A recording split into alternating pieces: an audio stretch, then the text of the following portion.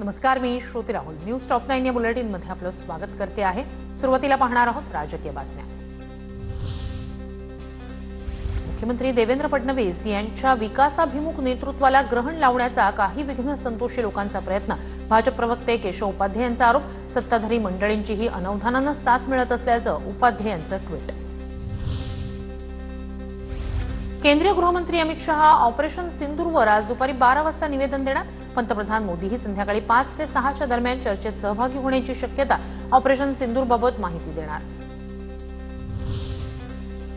पहलगामच्या अतिरेक्यांना मारलं याची सैन्याकडून पुष्टी होत नाही तोपर्यंत या सरकारवर विश्वास ठेवता येत नाही. सैन्याकडून याची पुष्टी झाल्यावर सगळं स्पष्ट होईल. पहलगाम हल्ल्यावरून वडेट्टीवार यांचं वक्तव्य. संसदेच्या प्रवेशद्वाराजवळ सुनील तटकरे अमित शहांना भेटले. तटकरेंनी अमित शहांसोबत नेमका कोणत्या विषयावर संवाद साधला याची चर्चा सुरू.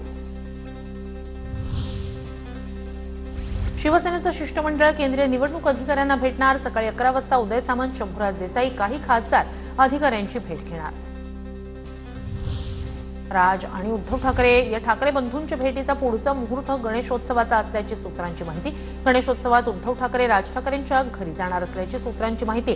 27 किंवा 28 ऑगस्टला उद्धव ठाकरे राज ठाकरेंच्या घरी जाण्याची शक्यता. भारतीय रेव्ह पार्टी असा उल्लेख करत सामना अग्रलेखातून भाजपवर निशाणा. भाजप हीच खरी रेव्ह पार्टी. गिरीश महाजन सूत्रधार. सामनातून टीका.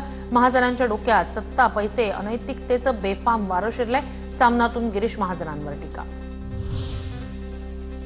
मातोश्रीवर उद्धव ठाकरेंच्या उपस्थितीत दुपारी 12 वाजता बैठक. निरीक्षकांच्या बैठकीत आगामी महानगरपालिकेच्या दृष्टीनं ठाकरेंकडून आढावा घेतला जाणार. काँग्रेस नेते सुरेश वरपुडकर आज भाजपमध्ये प्रवेश करणार. दुपारी 3 वाजता पक्षप्रवेशाचा कार्यक्रम. प्रदेशाध्यक्ष रवींद्र चव्हाण, चंद्रशेखर बावनकुळे यांच्या उपस्थितीत पक्षप्रवेश होणार.